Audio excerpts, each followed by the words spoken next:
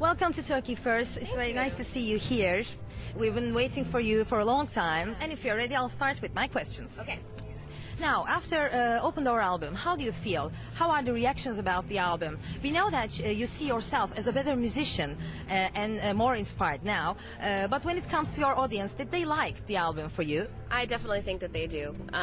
It's been a really cool tour. We've actually been touring for a while now, since last October, all over the world. It's been really cool. We toured the world last time, but this time we're hitting a lot of countries that we haven't been to before, like Turkey, and we're going to Tel Aviv tomorrow. It's been a really good reaction.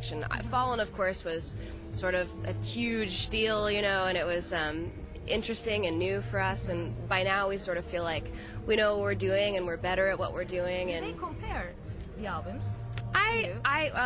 Well, I feel like the heart is still there, but I definitely think the Open Door has taken great steps beyond Fallen, just because it's more mature, and since we're better musicians and better performers, it's just better music. But I think the fans sing along to the new songs just as much as the old ones, so that's a very good sign and a great relief. Tonight this will be your first show in Turkey. And thousands of your fans are waiting for you to see on stage. Do you remember your first concert as a listener? Me? Yeah. I think my first rock concert, my first real concert that I went to was Smashing Pumpkins with Garbage when I was like 14 or 15 years old. Or is there a band that you liked but haven't seen on stage yet? Never?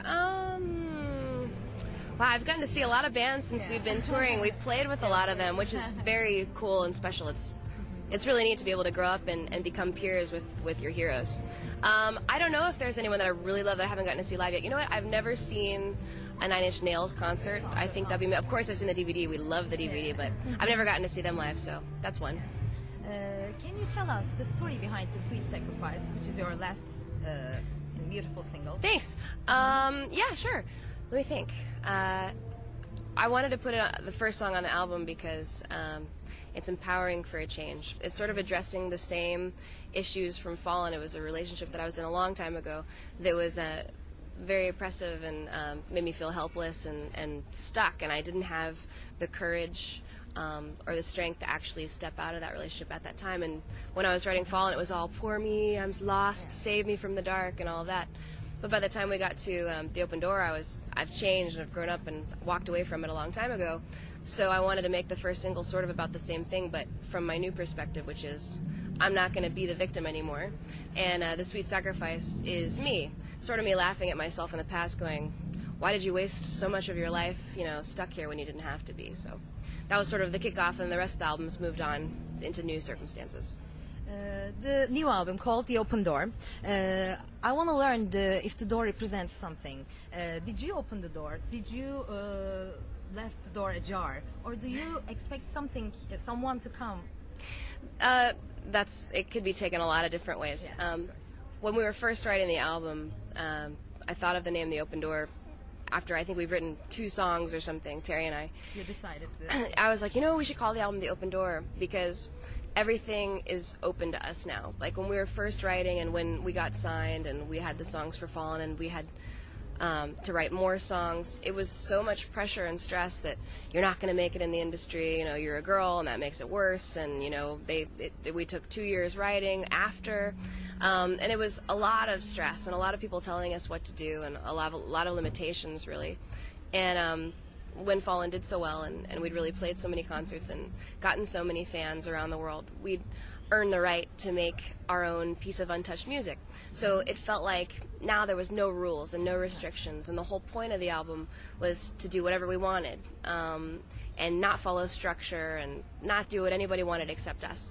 So really it's just that we were making our own album for ourselves, and I think that's what makes it so good. Congratulations on your marriage. Thank you. We wish you a happy life.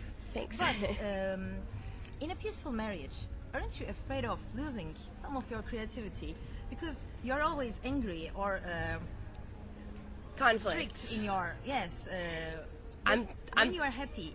I'm definitely not always angry. I think that's definitely a misconception that people have about me from seeing, hearing our songs and I guess seeing album covers and the image of what Evanescence is. But Evanescence is my outlet for all of the harder things in my life. And just because I'm married and I'm happily married doesn't mean that it stops the challenges from coming. There's always stuff being thrown at you in life. I mean, from being very, very small, I learned that. And that's true for everyone. Life is crazy, and there's good times and bad times, and the ups and downs are what make you alive. So that's what Evanescence is about, and it's not changing. Okay. What do you want to say to your Turkish fans? Wow. I'm just really glad that we got to come here. This is very special for us. I don't know, it was kind of a struggle to get it booked for a long time because it's one of those places that a lot of people don't come to. And I'm just very excited to finally see them. I know we have Turkish fans. I met some of them in America that said, you have to come to Turkey, you have to come and play a show, you have fans there, I promise, you won't be disappointed. And they're very sweet, so I just want to say thank you for having us. We're very excited to do our best tonight. A few weeks ago, two of your bandmates had left the band, and things like this happened before too. Sure. Is it something natural? What is the reason behind it, or doesn't it affect your performance? Yeah, definitely. Every time there's a change in the band, it changes the dynamic of the band and the vibe and the feeling.